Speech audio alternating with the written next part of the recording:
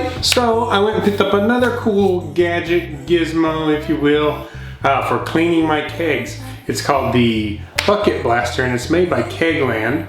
And I have it behind me here in its own wonderful little box.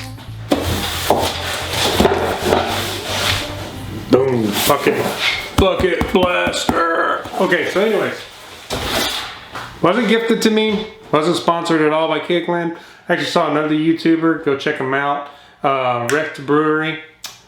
Give him a little love. Saw him demoing his thing, and I thought, you know, that thing looks really cool, and I think it's going to save me some time and headache. Because usually when I wash my kegs, I wash them on the sink, kind of tedious, and you gotta spray in there with a little sprayer to rinse all the yeast and gunk out of there.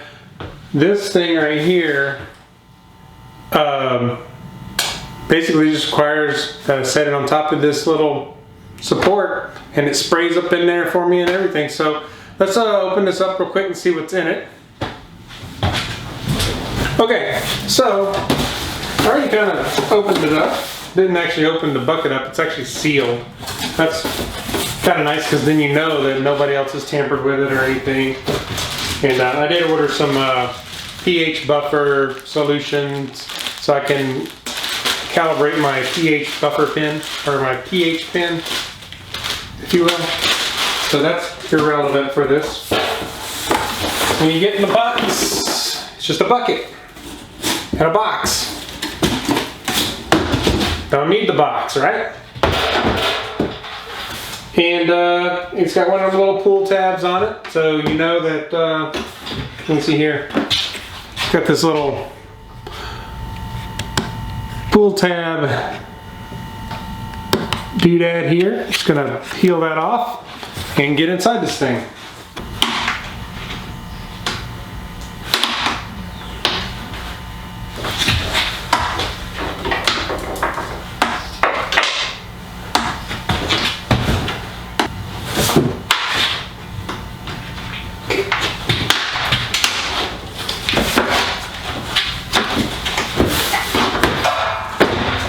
Tough, man. Doesn't want to come off. Alright, so now I got this big strip of plastic I'll have to recycle. Pop the lid off this thing. As soon as I figure out how, there's a little, looks like I just have to pick an inch here. Pull it off.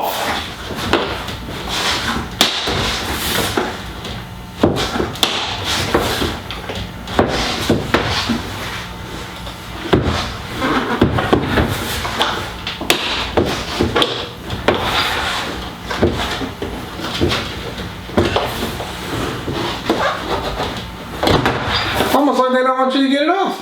So lip it, you have to like pop it off on all edges here.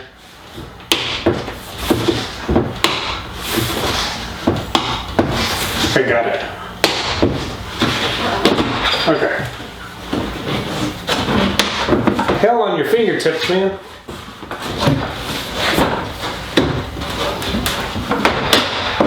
Alright, got the paint in the rear lid off. Not a fan of that already, but it's a lid. Who cares, right? Alright, this thing has some bits and bobs, as my friends across the pond would say. It's got some bits and bobs. Let's see. Hello, quick connect. A couple of quick connects. Looks like a gas ball lock and a liquid ball lock here. And got some little T connections and everything. And it's got some tubing. So, that's that. Got a pretty thick piece of PVC pipe here.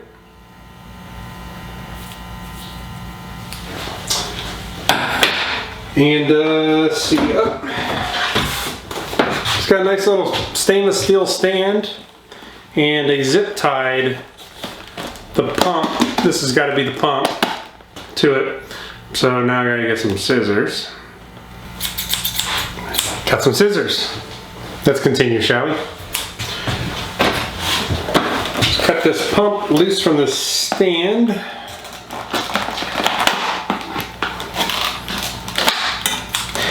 They didn't give you any space.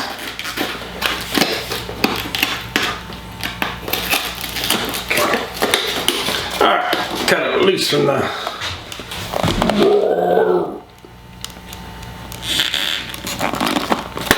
There it goes. Okay, got the pump loose now from the pretty nice little stand, man. Not too bad. So, and it just sits inside the bucket, like so.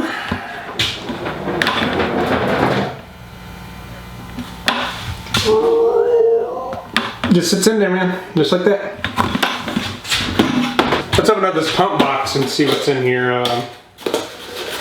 And make sure anything else sitting here besides the pump. Looks like it's just a pump. It's got some little suction cup feet on it, and it's got a little instruction book in case you ain't ever used a pump before. I have set this aside. Instructions. Who needs them? Thing's already suction cupped to the top of my table.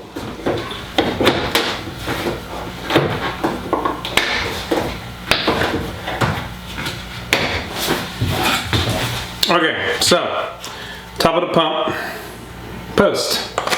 Big post just screws right in on there.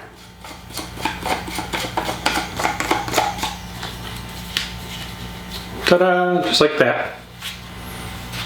As my daughter would say, just like that. Just like that. So, all right, man. So we got that on there. Let's get the rest of this thing assembled. I'll bring the camera in closer so we can see what we're doing here.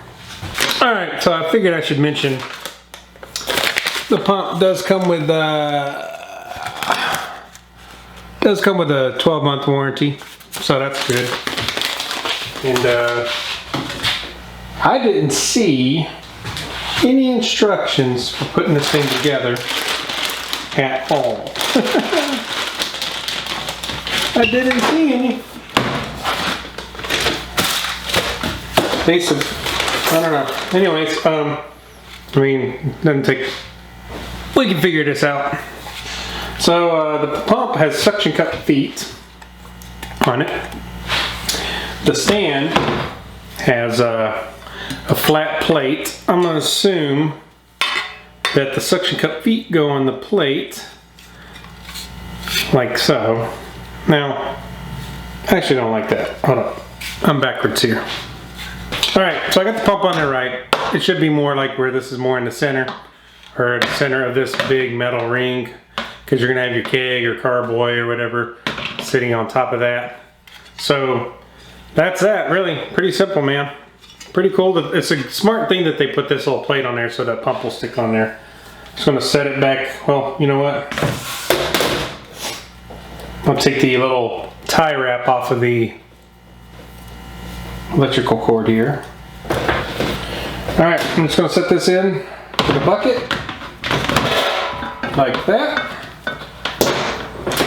Now you got yourself a little mini bucket dishwasher effect going on here. Nice. Now let's see here, maybe I can figure this out.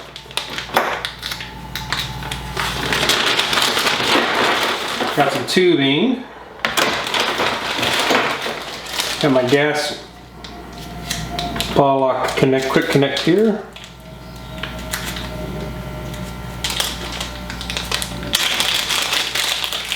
Got one off. Just standard old gas ball lock quick connect. So.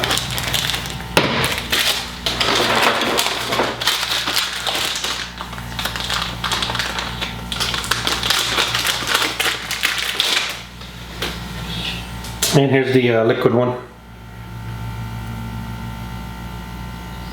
Yeah, nothing fancy.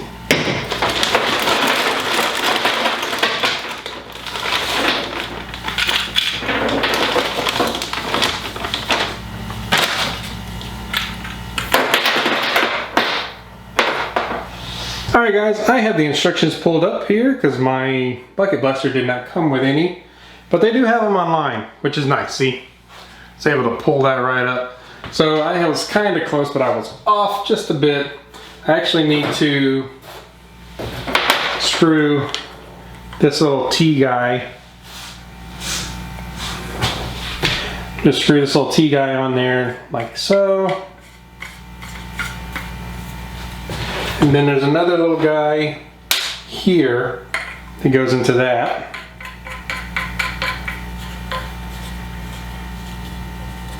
Just snug as I can get it.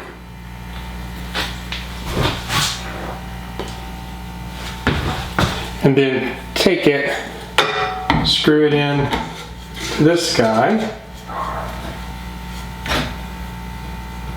like so.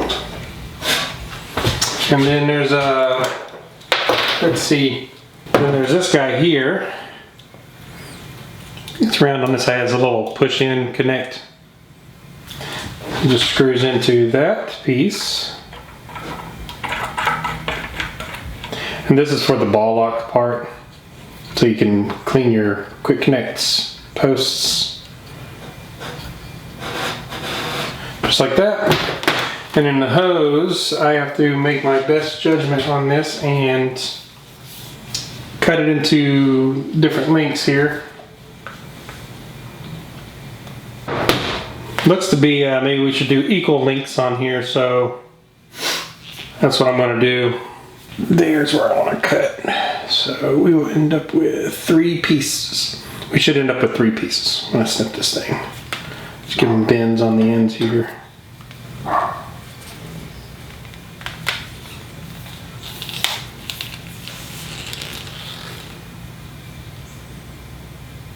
Yep. Okay. Good thing I brought scissors. Get the tubing here. Okay, cut it there. I'm gonna cut it up here.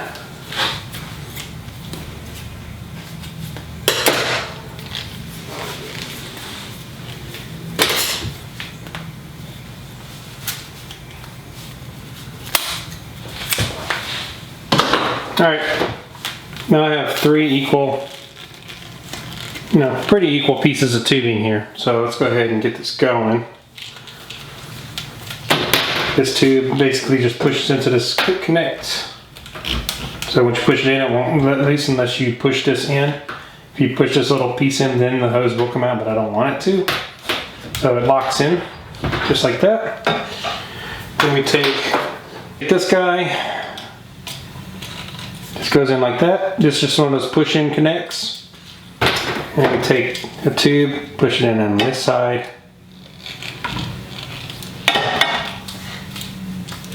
And then push this one in on this side.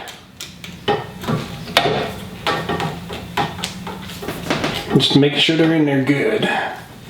And that's that part.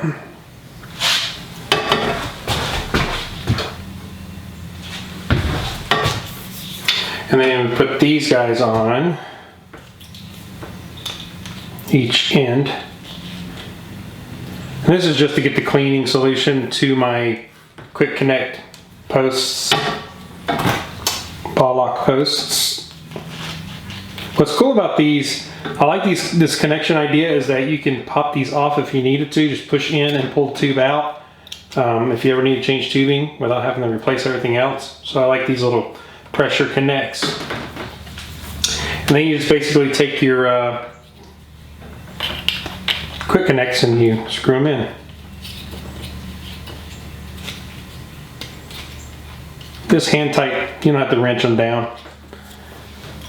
Ta-da! And we'll do the other one here.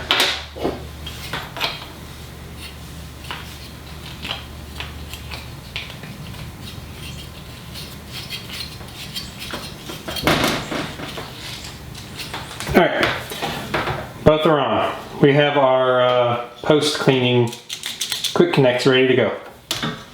And last but not least, you have this little guy here that comes with the kit. You basically just screw it on. It reduces the diameter of the water coming out, or solution, so it gives you more of that Bernoulli effect where the water comes out, kind of like when you put a water gun on your hose outside, the water comes out harder and faster. That's the whole point of that thing. That's it, man. So let's get this damn thing, let's get this thing a try. See how she does on a keg. I have a keg that needs to be cleaned because I need to put the lager in it so I can put the lager's been sitting at the lager's been sitting in the stasis at 38 degrees for 3 days. So I can just go ahead and put it in the keg, put a little pressure on that keg, and let that lager continue to do its thing in the keg, in the kegerator, and I free up the stasis. Not that I need to, I'm not set up to run 2 fermenters right now. I'm going to re-drill my stainless lids for my SS Brewtech brew buckets before I want to do that. So let's go ahead and demonstrate this KegLand bucket blaster and just see how she does on my keg. Alright guys, I'm just going to go ahead and put the keg washer down in this solution of OxyClean. Yes, I use OxyClean. Don't throw rocks at me or anything. I found it works equally as good as Professional Brewer Wash, PBW. So this thing does not have a switch on it, so when you're ready to rock and roll, you just plug it in and let it run, and then you just unplug it. It'd be cool if there was a switch for it, but oh well. Still cool concept anyways. So we got everything set up. I'm gonna go ahead and, before we put the keg on, go ahead and connect the gas side, connect the liquid side. Now we'll get our post clean and our dip tube. Basically turn the keg over, set it on top, make a mess while you're at it. So whatever might have been still inside the keg is now dripped out.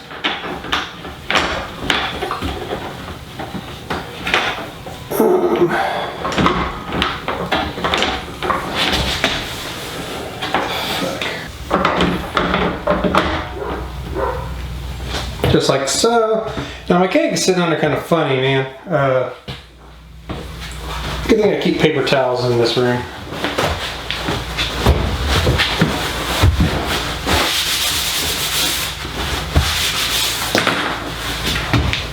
I'm trying to make sure that it sits on there just right.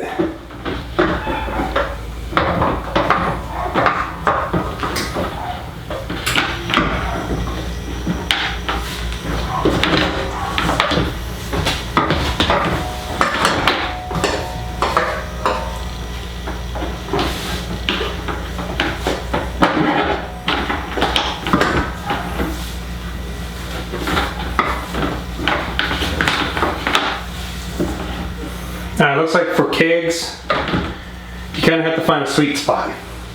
It looks like I found it after finagling with it for a few minutes.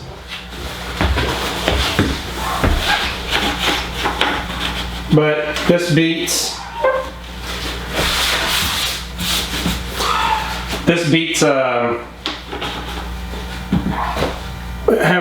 scratching up and banging up my kegs on the kitchen counter, washing them with the vegetable sprayer.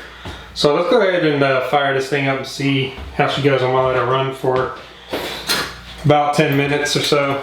And while I'm at it, I'm just going to throw my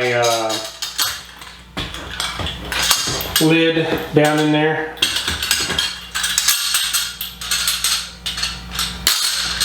And pressure release pin. Let those soak in there with it.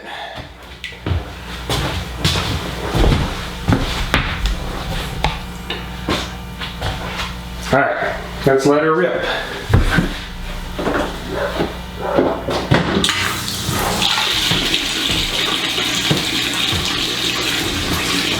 Uh-oh, I have a leak.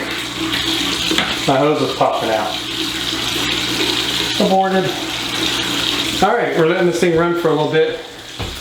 I did have this connect came loose because it was wedged between the keg and this lip, and it pushed in and made this hose come loose, so I had water get on the floor. Not a big deal. I quickly fixed that issue. Just push the hose back, make sure the hose is in all the way tight, and it's working fine. It's got decent pressure. This whole keg's nice and hot. Definitely get the OxyClean solution all up around inside. I'm just gonna let it run for 10 minutes. And then we will rinse out the bucket, put some fresh water in there, and do a rinse on it.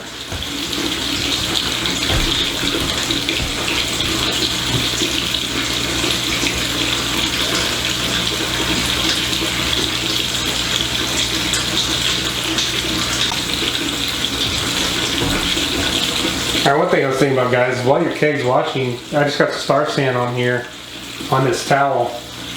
And I'm just kind of wiping the outside of the keg off so it's nice and clean. These are one of those new kegs I had bought a little while back. I got a little bit of some scuffs on them already just from me washing them and stuff. But they've been fantastic kegs. I think I paid $75 a keg. Not too bad for brand new kegs. But anyways, I'm going to get this turned off, dumped, we'll put some fresh water and rinse it. Alright guys, there she is. We're running a rinse on it right now. We'll see how clean she looks when it's done. I'm only going to let this run for a couple of minutes.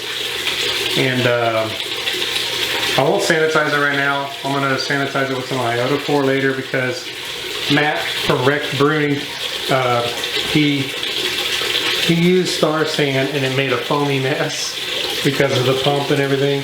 So I'm going to use iodophor. Iodophor does not foam or anything. It's just like it requires a couple minutes of contact with your surface before you put the beer in. So that's what I'm going to use with this.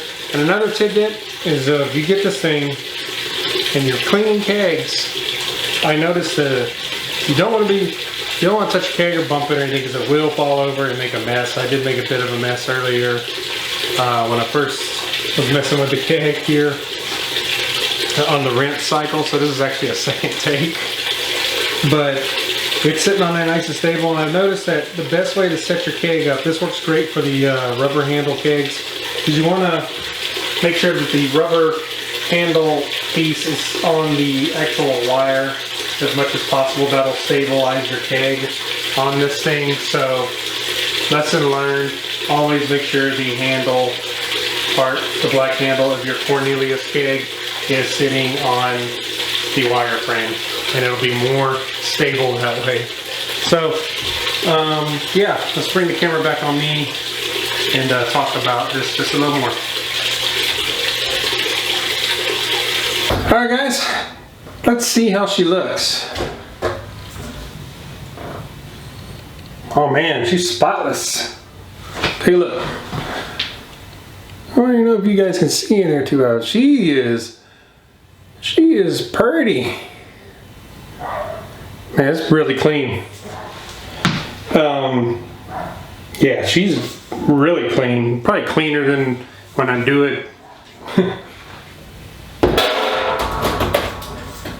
She's probably cleaner than when I wash her on the sink or with the sink sprayer and everything.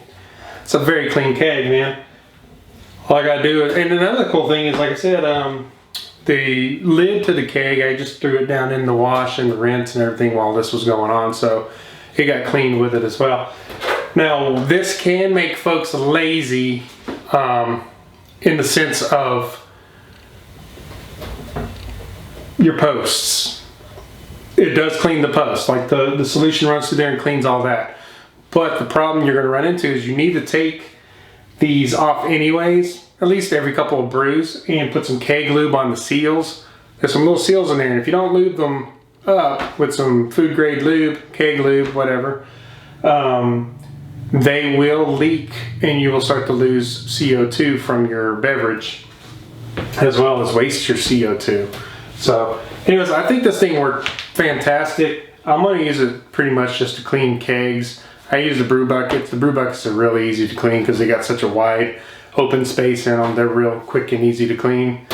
If I wanted to, I could put the brew buckets on here. Maybe, no, I couldn't. I take that back. I couldn't put the brew buckets on there because the brew bucket lid, or the width, is bigger than the bucket down here for cleaning. So this KegLand bucket blester will not work on SS Brew type brew buckets or any big wide mouth fermenter, and it doesn't need to. Those are easy to get in there and clean real easy, and it's quick and easy and takes no time at all.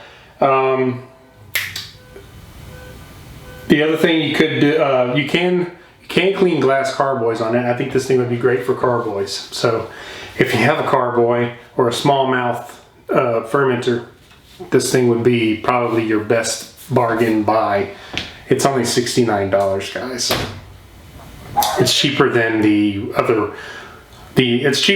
other washers that are out there, and they don't have the ball lock connects on them like this thing does. And cleaning these ball locks are crucial. You need to clean them, get the gunk out of them. And so that's all I got. Just wanted to demo this thing. I think it's awesome. It's going to be great for cleaning my kegs. Takes maybe 15 minutes of my day to clean my kegs now with it. So cheers. I hope you like this video. If you haven't, hit the notification bell so you don't miss any of my videos, and also hit the subscribe button, and give me a like if you like. If you didn't like the video, like that, just give me 2 thumbs down, and that'll be good enough for me. So cheers, guys, and we'll see you soon.